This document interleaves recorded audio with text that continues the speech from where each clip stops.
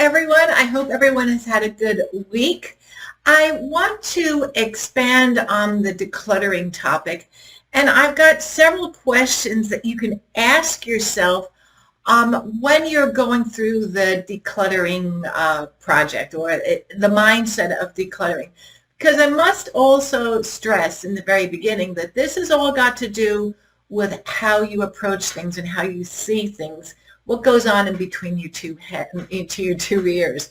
And once you have that sorted out, it really does become much easier on decluttering and sorting things out. But I've got some questions here that you can ask yourself, and maybe they'll just prompt you as to whether you need to move forward with that item or let that item go, pass that item on to somebody else within the family or somebody that you don't know who could maybe use that item. So the first question is just obvious, and that would be do you like this item? Do you love this item? My concept of living a simple life is to surround yourself with the things that you love. So if you are doing just the opposite, then really why would you do that? Because if you've got things in your environment, and this also applies to people, it gives you a bad feeling, a bad vibration, and really life is too short to continue that way. So ask yourself, do you like this item? Do you love this item? Do you like this person? Do you not like this person? I had a very interesting conversation with somebody recently who said to me, Carolyn, you have to be so aware of who is with you.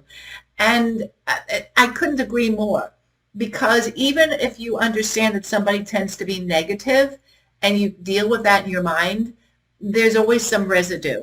And what I have learned recently is to let that person go, because it just fills my world with toxicity. Whoa. So first point, do you like it? Do you love it? The second thing is, if it's an item that you wear, does it fit well? And if it doesn't, then why are you keeping it? Perhaps maybe it's a matter of just taking it to be altered. And that's perfectly okay as long as you wear that item. There's really not much more to say about that. But does the item fit well? Does it make you feel good? Because even if it fits well and it doesn't make you feel good, why would you keep it? The third thing on my list is, does it fit into my lifestyle?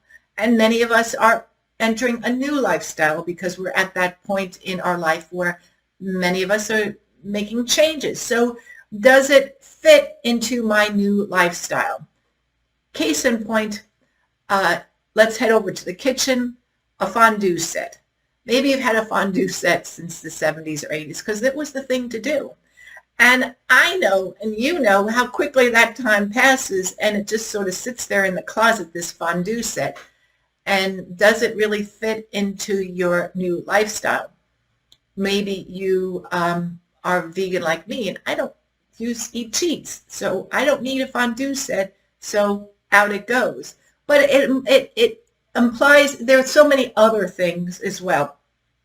It could be that exercise bicycle that's sitting in the closet or in a bedroom that you just throw things on as you're undressing. Does that unused exercise bicycle really fit your new lifestyle? When perhaps you have a bicycle that you could take outside and get some fresh air. So those are the questions that I would pose to you. Does it fit into your new lifestyle? The second thing, or the fourth thing, is, does the blasted thing work? Because if it doesn't work, what is the point of having it? Case in point, again, buttons. I call them buttons, the devices that control the television. If you've got half a dozen of those, whatever they're called, the button things that control the television, and some of them don't work, well, what is the point? You must get rid of them. And so it's those sort of things, because the more stuff you have, it really does clog up your mind. So does the item actually work? You can go into each room, I'm sure, and pick things out that maybe they don't work. A couple of blenders in the kitchen, a couple of sets of electric hair rollers, curling irons, devices that you buy as seen on TV that normally you keep them, if you keep them, they're in the back of the closet because you don't really use them. So, and does it work? So that's also something that you need to really consider. Another thing is, how many do I really, really need? For example, in the kitchen, sets of knives. In the closet, your clothing closet, how many pairs of black shoes with 2-inch heels do you really, really need? How many pillows do you need for company? How many sets of towels do you need? How many sheets? How many chairs do you need in the living room?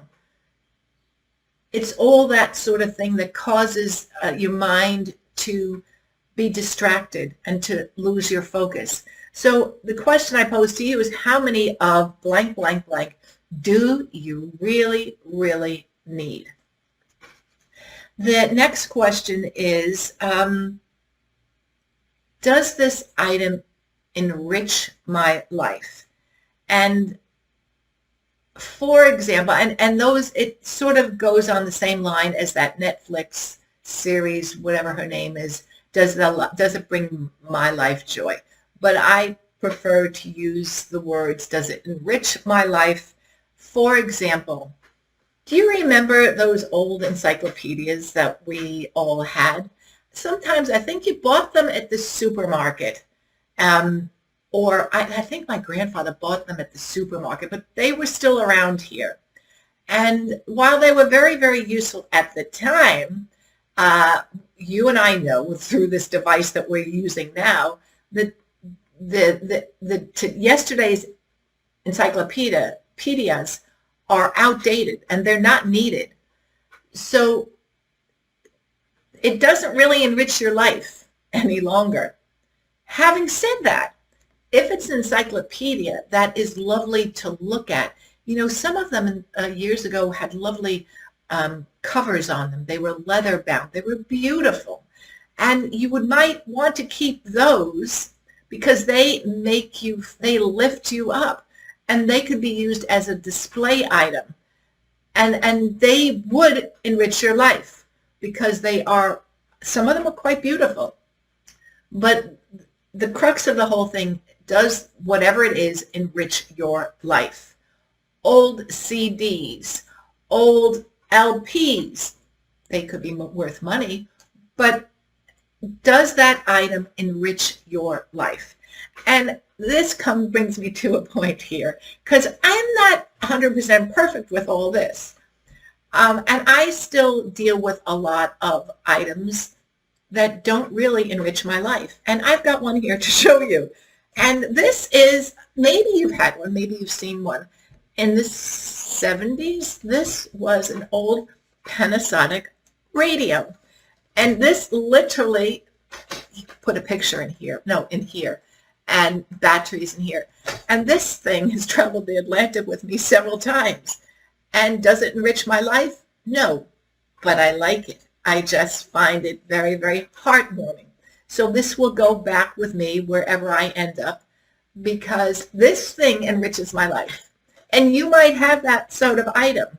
By the way, if you have one of these, let me know. So next point, does the item hold good memories? And probably that radio that I have from Panasonic does bring me good memories, and that's why I've decided subconsciously to keep it. But if you're holding on to items that have been passed down from a family member, or you've been given them and you don't really like it, then why are you holding on to them? Oftentimes because it has that memory. Oftentimes we don't want to insult somebody who gave us the item, and we think to ourselves, well, what happens if they come into my house and they look for this tea kettle that they gave me, and I really hate this tea kettle, but I can't throw it out. So you have to really sit down and figure out, does this item bring back good memories or bad? And also, the person who gave it to you or passed it on to you, did you like or love them? Or did they give you bad memories? So it's as simple and as difficult as that. And it's only an answer that you can give, but it's something to address. It's something to ask yourself, does this item bring me good memories? Does it bring me good vibes? And if not, pass it on. Do not throw anything away. It's not necessary to throw things away, but it's a matter of passing things on to somebody who will like them and love them. I've got a couple more here. The next one is, does this item cause me extra work? Case in point, two things. These curio cabinets where you put all these knickknacks in them. If it's a chore for you to every so often clean them and you don't really like them because they're extra work, then why are you keeping them? Another point is, for example, if you have a garage and you have boxes of these plastic boxes full of stuff, and if in order to get to one item you have to go through these boxes and pick through them all, that's extra work. So you must ask yourself, does this thing cause me extra work? And am I willing to put in the effort to take care of it, maintain it, clean it, move it? And so that's something really, really to think about. Another example is if you've got one of these chairs that is just causes you extra work, these big, big lounge chairs that sometimes we see in the middle of somebody's living room, and every time a guest comes, you have to move it, or every time it causes you to walk a different way, and it's annoying. Well, you have to consider this extra work, these extra few steps. Am I willing to take that? Again, it's an answer that only you can give me or give yourself. And finally, the whole theory, my whole theory about living a simple life and decluttering is to reduce the overwhelm. And in my world, overwhelmed is having things around me that sort of block my mind and my thoughts. And they just cause me just angst and overwhelm and stress. So I have eliminated most of those items. And so my question to you is, does what is around you, those items that are around you, cause you overwhelm? And does this overwhelm stop you from thinking clearly and moving forward? Because despite what society tells us, we are only a number. Our age has got nothing to do with it. We are vital. We are valuable to society, and we have a purpose. And so my thoughts are, why have things around me that take away from who I am and how I want to live my life, a simple life? That's it. I would love your thoughts on this. Does this make sense to you? Do you resonate with this? I am going to jot down these questions below so you'll have them as a reference. And I wish everyone a good week. I'm here at the other end of this internet. If you need anything, just put a comment below. And until next week, ladies, I wish everyone a good week. Stay well, stay safe. Prayers for Ukraine. Toodles, everyone. Bye.